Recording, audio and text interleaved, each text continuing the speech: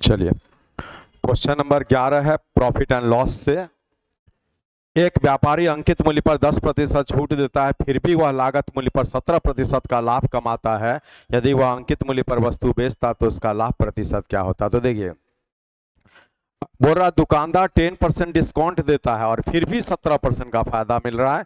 अगर डिस्काउंट बंद करेगा तो फायदा कितने परसेंट का होगा? फायदा 17 से बढ़ेगा। देख रहे हैं, सारा ऑप्शन 17 से ज्यादा दिया है, 17 से ज्यादा होगा, क्योंकि डिस्काउंट बंद करेगा तो वो भी पैसा उसको बचने लगेगा।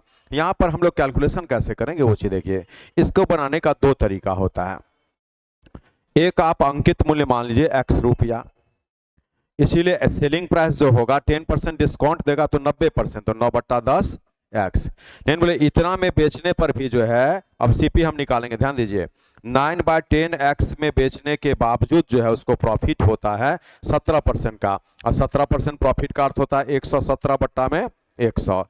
मीनिंग है इतना एसपी से सीपी निकालना तो इसका उल्टा गुना करेंगे, क्योंकि इतना में बेचने पर लाभ भी शामिल है, इसलिए सीपी इससे कम रहा होगा। कम करने के लिए 100 ऊपर में और 117 नीचे में, इससे आप सीपी निकाल लीजिए। बोले 9 से कटेगा 13 बार में 10/13 x, ये हमारा सीपी निकल गया। अब बोलिए अंकित किया था x और बोल रहा क्वेश्चन की डिस्काउंट अब बंद कर दिया। बोले डिस्काउंट अगर बंद कर दिया है, ये 10% कमी का मान 9/10 हम यहां लिखे थे, आप ये लिख सकते हैं 9/10। ठीक है, चलिए अब यहां से क्या है कि इस वस्तु को इस पर बेचेगा, प्रॉफिट का परसेंट क्या होगा? तो उसके लिए x में से ये वाला माइनस होगा और बट्टा में सीपी, तो सीपी तो यही है, और इनटू में 100। इसको हम सॉल्व करेंगे तो क्या होगा? 3x और बट्टा 13 कट जाएगा, ठीक है, 10x, x भी कट जाएगा और गुना में ऐसा। आपके प्रश्न का आंसर 30%, ऑप्शन सी में दिख रहा है, यही आंसर। लेकिन बोलिए हम इस तरह के क्वेश्चन के लिए इतना काम करते नहीं हैं। यहां पर तरीका क्या है वो सिखाते हैं। देखिए, 10% छोड़ेगा 90% लेगा, 17% फायदा तो 117%।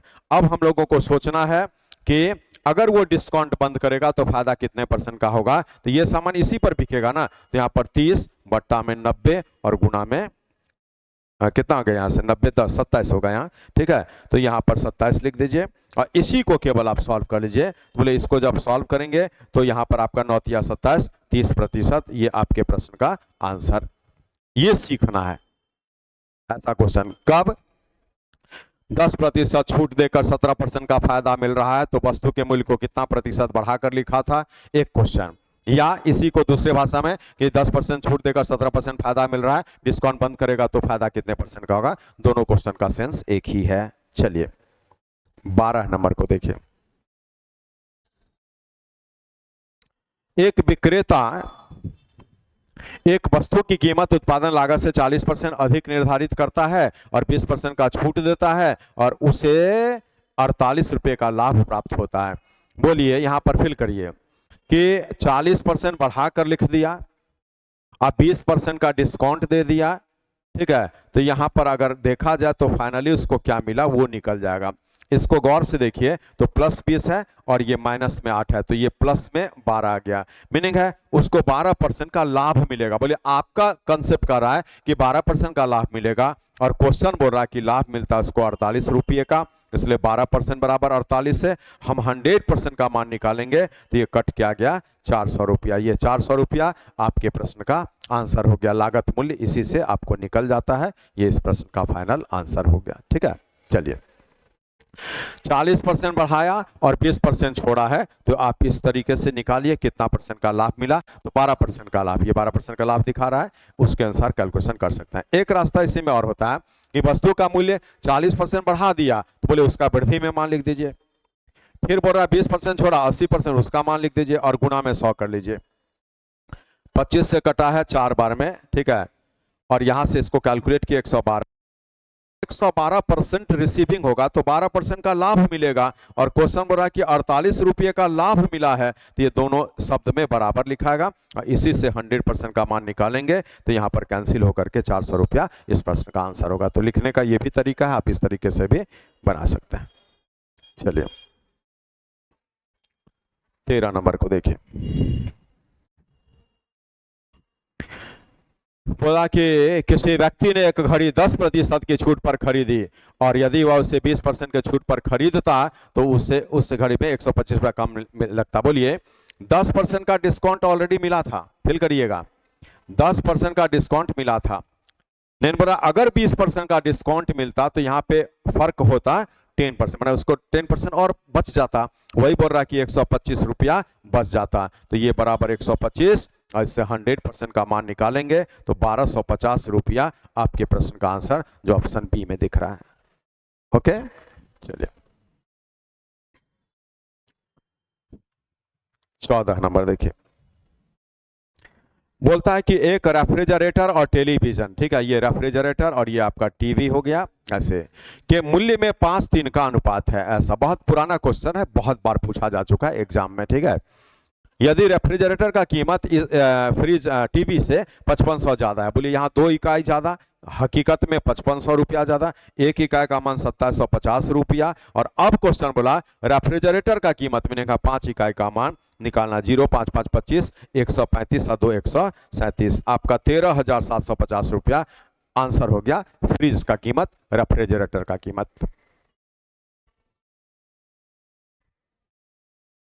15 नंबर देखिए। बोलता है एक वस्तु पर 40% छूट, फिर 30% छूट और 45% छूट और 20% का छूट के क्रमिक छूट का अंतर 12 रुपया है, तो अंकित मूल्य ज्ञात करें। बोलिए बहुत इजीली बनेगा, लेकिन इसके लिए पहले आपका डिस्काउंट का कंसेप्ट होना चाहिए। बोले डिस्काउंट मीन्स छूट, जो हम कुछ रुपया कम कर देते हैं, वही डिस्काउंट हो गया। लेकिन देखिए सक्सेसिव डिस्काउंट होता है, सक्सेसिव या सिंगल डिस्काउंट, सिंगल डिस्काउंट ये बोलते हैं आपको एकल छूट या समतुल्य छूट, ठीक है। ये सक्सेसिव डिस्काउंट हो गया, इक्विवेलेंट डिस्काउंट है ना, सक्सेसिव डिस्काउंट हो गया, सिंगल डिस्काउंट हो गया, यहाँ पर इक्विवेलेंट डिस्काउंट, इक्विवेलेंट डिस्काउंट ऐसा, ठीक है। तो ये आपको जो ना इस प्रकार से शब्द है, ये सब का अर्थ एक ही है, शब्द अलग अलग है, ठीक है। ऐसा सक्सेसिव डिस्काउंट हो गया, ये आपका लगातार छूट जो बोलते हैं, ये आपका सक्सेसिव डिस्काउंट है। लगातार छूट, ये एकल छूट, ये समतुल्य छूट। इसका अर्थ क्या है अब देखिए यहां पर, चलिए बोलिए जब हम x% और y%, x% तथा y% के दो लगातार छूट का समतुल्य छूट लेना चाहेंगे, इक्विवेलेंट डिस्काउंट, सिंगल डिस्काउंट ले सकते हैं, समतुल्य छूट, तो ये बराबर में होता क्या है, x प्लस में y और माइनस में x इंटू वाई और बट्टा में 100%। तो बोले आप यहां पर फिल करिए कि 40 और 30 का दो लगातार छूट है, तो वो कितना दिया, 40 30 70 दिखा, लेकिन उसमें यहां पर आपका लेस हो जाएगा ये, है ना, और 40 इंटू 30 बट्टा में 100। मैंने कहा देखने में तो 40 और 30 दो छूट जो दिया ये 70 लगा, लेकिन हुआ है 58%, बराबर में कितना 58%, इतना ही डिस्काउंट मिला। और एक बार फिर निकालेंगे 45 और 20 का, ठीक है, तथा यहां पे निकालेंगे 45 और 20, तो बोले 45 20, यहाँ पे 45 गुना में 20 और बट्टा में 100, तो इसको भी आप सॉल्व कर लीजिए, ठीक है। तो ये आपका आ कितना रहा उसको दिखा देते हैं, ठीक है। देखिए 45 इंटू, तो बोले यहां पे अगर देखा जाए तो 45 और 20 65 हो गया, जिसमें 9 घटेगा तो ये 56% हो गया। बोले आप फिल करिए कि दो डिस्काउंट जो अलग अलग मिला था उसका हकीकत सामने आ गया। पहले वाले दो लगातार छूट का एक समतुल्य छूट 58%, दूसरे वाले दो लगातार छूट का एक समतुल्य छूट 56%, इन दोनों छूट का अंतर कितना 2%, मीनिंग 58% माइनस में यहाँ पर 56% और यही 2% का अंतर बराबर में क्वेश्चन के अनुसार 12 रुपया। इससे 2% का मान 12 रुपया से 100% का मान निकालेंगे तो 600 रुपया आपके प्रश्न का आंसर हो गया 600, ऑप्शन सी। बहुत अच्छा क्वेश्चन है और डिस्काउंट का इसमें पूरा कंसेप्ट है। एक पॉइंट याद कर लीजिए कि x% और y% के दो लगातार छूट का समतुल्य छूट x प्लस वाई माइनस में एक्स वाई बट्टा 100 के इक्वल होता है। चलिए आगे बढ़ते हैं, 15 नंबर के बाद आइए 16 नंबर पर। ये बोल रहा है कि किसी वस्तु पर 10%, 20% और 30% के 3 लगातार छूट का है ना, छूट से वस्तु का कीमत कितना प्रतिशत कम हो जाएगा। बोले जितना छूट मिलेगा उतना ही परसेंट कम होगा। बोले इस 3 के लिए कैसे बनेगा? बोले 10% का छूट है, 20% का छूट है और 25% का छूट है। तो इसमें हम इस 2 के लिए एक सिंगल निकाल लेते हैं, जैसे अभी हम आपको बताए थे उतना ही से बना रहे हैं इसको। तो बोले ये x + y - x / 100 का कंसेप्ट लग जाएगा यहाँ पर। तो ये 28% हो गया। अब बोले 28% और 25% फिर एक बार आगे बढ़ना पड़ेगा। तो यहाँ पर 28 प्लस में 25 और माइनस में 28 और गुना में 25 और बट्टा में 100 होगा। जब हम इसको सॉल्व करते हैं तो यहाँ पर कितना आ गया? 53, 20 है ना, 53 और यहाँ से 25 4 7, 53 में आप 7 घटाएंगे 46%। मीनिंग है आपका जो है ना फाइनल छूट कितना हो गया? फाइनल छूट 46%। बोले फाइनल छूट अगर 46% मिलेगा तो वस्तु के मूल्य में कमी भी 46% का होगा। वही ना बोल रहा है कि उत्तरोत्तर से वस्तु का कीमत कितना परसेंट कम हो जाएगा, तो जितना परसेंट डिस्काउंट होगा उतना ही परसेंट मूल्य कम हो जाएगा। तो आपके प्रश्न का आंसर 46%। लेकिन देखिए हम लोग इसको एक और तरीके से बना सकते हैं जो कंपेयर अगर किया जाए तो आपका इजी होगा। बोलिए 10% डिस्काउंट 90%, 20% डिस्काउंट 80% और 25% डिस्काउंट 75%, जो 3/4 ये इसको गुना में 100 कर दीजिए। ठीक है, तो बोले आप यहां पर फिल करिए तो कितना आ जाएगा? 4 5 20 200, 4 4 तो कट ही गया, 2 ऐसा है ना 54। मीनिंग है आप जो है 54% पे करेंगे, पेड। तो बोले 54% पे करना पड़ेगा, तो कमी कितने का? 100 में 54 घटाइए 46% की कमी आ जाएगी। ये आपके प्रश्न का आंसर। तो इस मेथड से बनाएंगे in order to save the time. Okay, 17 number को देखिए।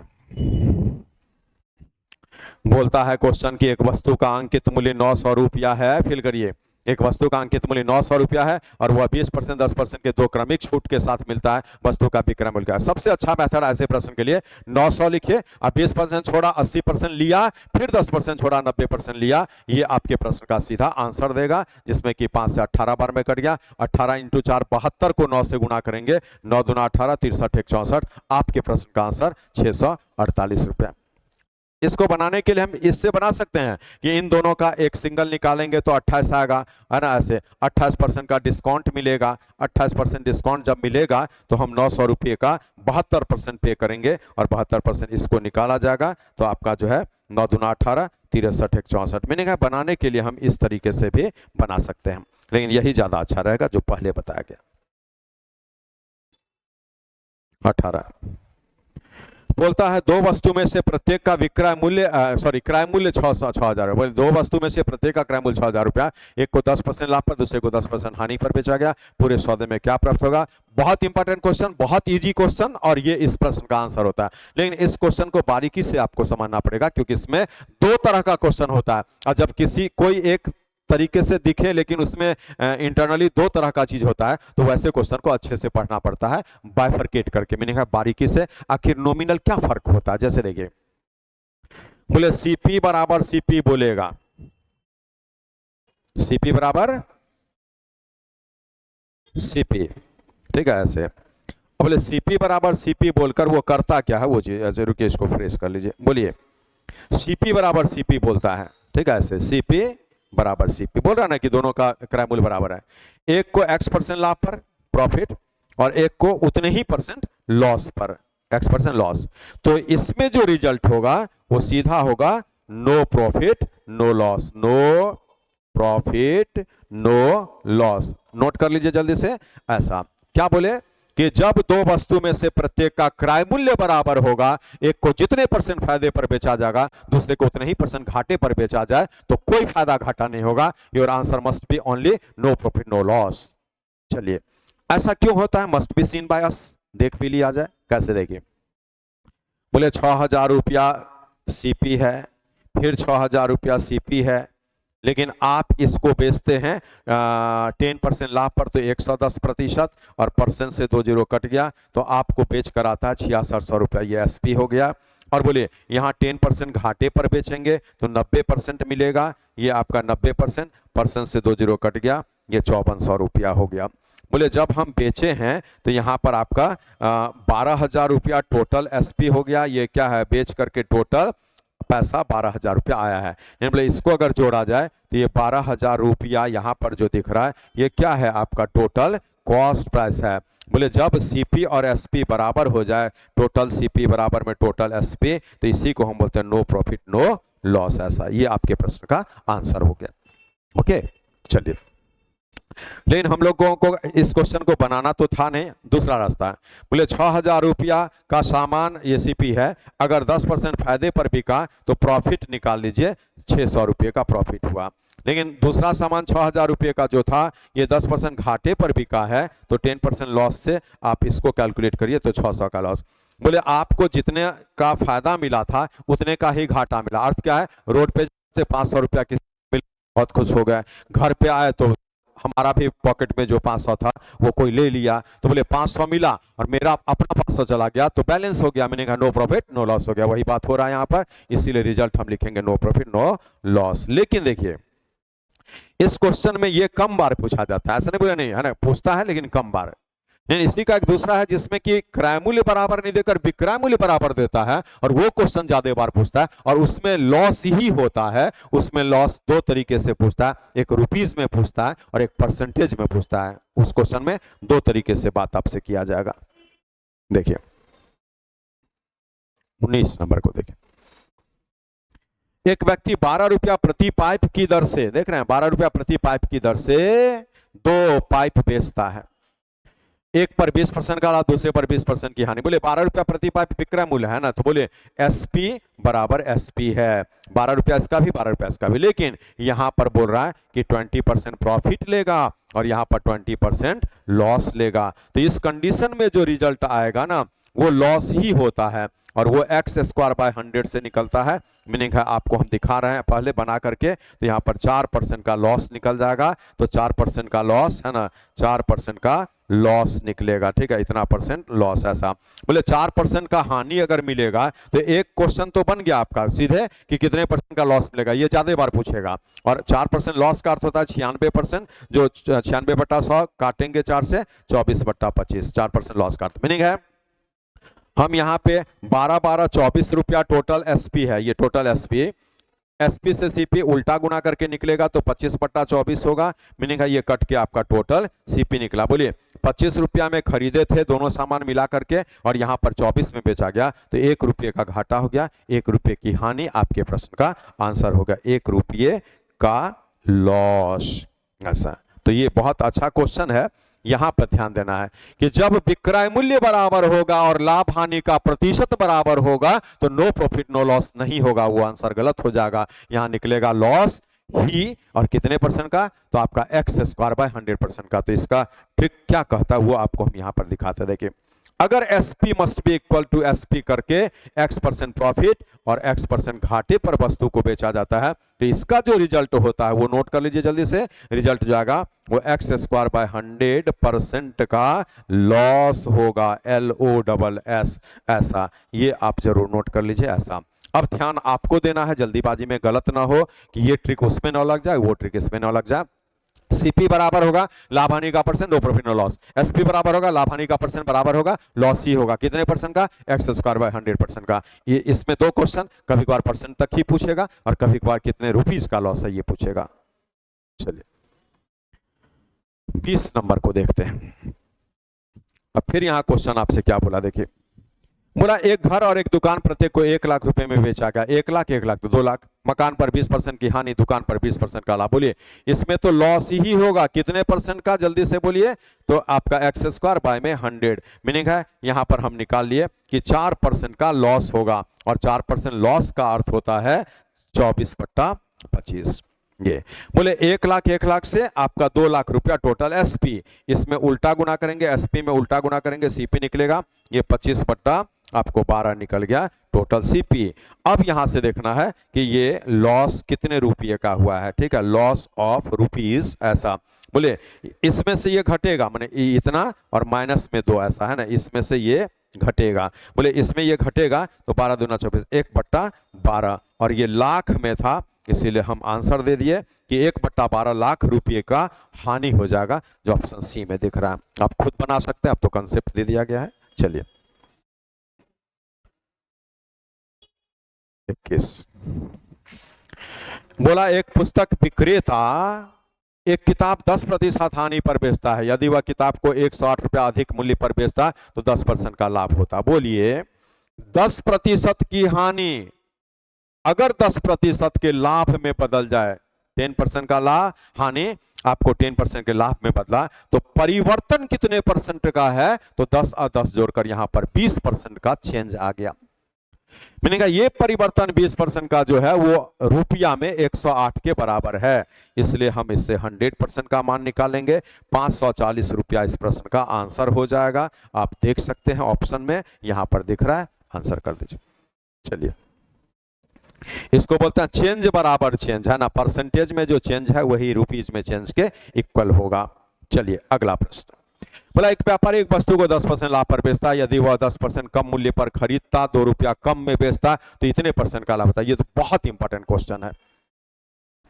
बोले इस क्वेश्चन का नाम रहेगा ट्रिकी अप्रोच के लिए कंडीशनल क्वेश्चन। याद कर लीजिए कि प्रॉफिट एंड लॉस में कोई क्वेश्चन है आपका जिसको कंडीशनल क्वेश्चन बोलते हैं। बनेगा कैसे? बोला एक व्यापारी एक वस्तु को 10% लाभ पर बेचता है, 10% लाभ का मान फ्रैक्शन में ले लीजिए 110/100 ऐसा, माइनस का साइन दीजिए।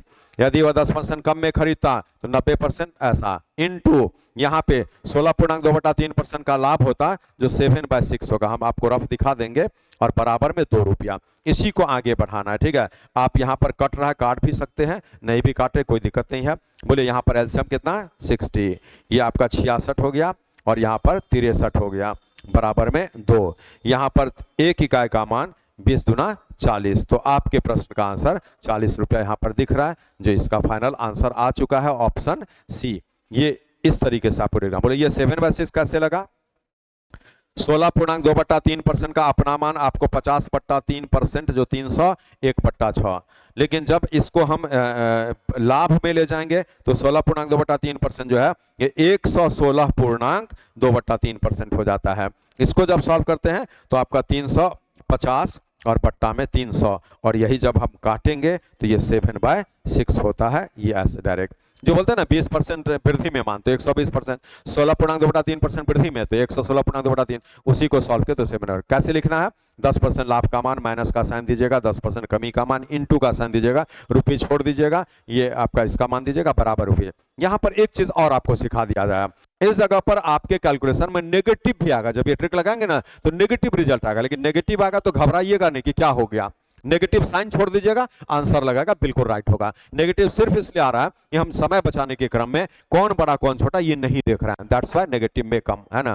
तो नेगेटिव अगर आता है तो आप उसको इग्नोर करेंगे, और पॉजिटिव आता है तो कोई दिक्कत ही नहीं है। यहाँ पॉजिटिव आया था, ये 63 इधर हो सकता है, 66 इधर, नेगेटिव दिखेगा, लेकिन आंसर वही आएगा, नेगेटिव साइन इग्नोर कर दीजिएगा। Conditional question profit and loss most important है, टिक लगा दिया गया है, आप अपने कॉपी में लगा लीजिए।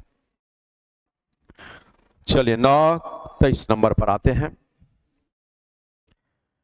एक वस्तु को 12% लाभ पर बेची गई, यदि क्रय मूल्य 10% कम होता, विक्रय मूल्य 5.75 अधिक होता तो 30% का लाभ होता। अब देखिए यहाँ डिमांड, क्वेश्चन तो वही है कंडीशनल क्वेश्चन, ये अलग डिमांड है। पहले सीपी निकालिए अपने ट्रिक से, क्या होगा? 12% लाभ 112/100 28/25 माइनस 10% कम 90% 9/10 इनटू रुपये छोड़ दीजिए 30% लाभ 13/10 बराबर में रुपीज 5.75 ये जो दिया है, ठीक है। अब यहां से कैलकुलेशन करिए। बोले एलसीएम 100, 25 से 4 बार में 112 और ये 117। देखिए नेगेटिव आ भी गया, जिसका हम चर्चा कर रहे थे ना, नेगेटिव है, कोई दिक्कत नहीं है। ये 5 पढ़ेंगे, इसमें इसको घटाकर 5 से 20 बार में घटा 1 यूनिट का मान, है ना, 20 से इसको गुणा करना है तो आपका 0, 2 5 10, 2 7 14, 1 15, 2 5 10 11, 2 पे 10 115 रुपया जो निकला ये तो सीपी निकला, यहां तक आप पढ़े हुए थे।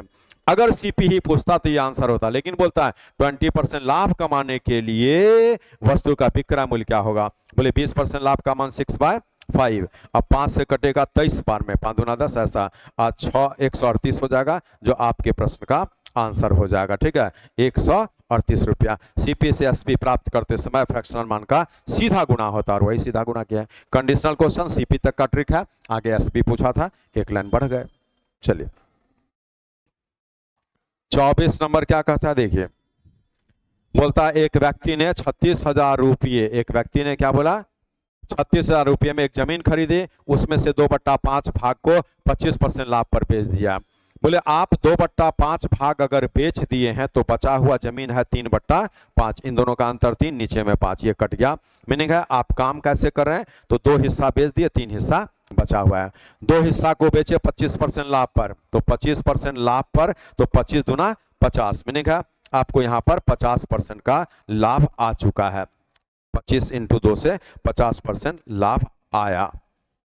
चलिए, बोल रहा कि शेष जमीन को किस हिसाब से बेचा जाए, ताकि किस कीमत से बेचा जाए ताकि ओवरऑल 10% का लाभ हो। बोलिए आपके पास 2 + 3 5 सामान है और यहाँ पर आपको जो ना 10% का लाभ चाहिए, तो 10 × 5 = 50% का लाभ चाहिए। बोलिए 50% लाभ चाहिए, ध्यान दीजिएगा, लेकिन आपको 50% लाभ ऑलरेडी आ चुका, ठीक है, लाभ आ चुका। इसका अर्थ क्या है कि अब शेष जमीन में कोई फायदा घाटा नहीं लेना है, सीपी पर बेच देना पड़ेगा। बोले शेष जमीन का कीमत कितना है वो निकालना पड़ेगा। बोले 3,60,000 रुपये का जमीन था, ऐसे इसका 2/5 बिका है तो 3/5 बचा है, तो ये आपका आंसर निकल रहा है ना, क्योंकि इतने का जमीन है और वही इस प्रश्न का आंसर होगा।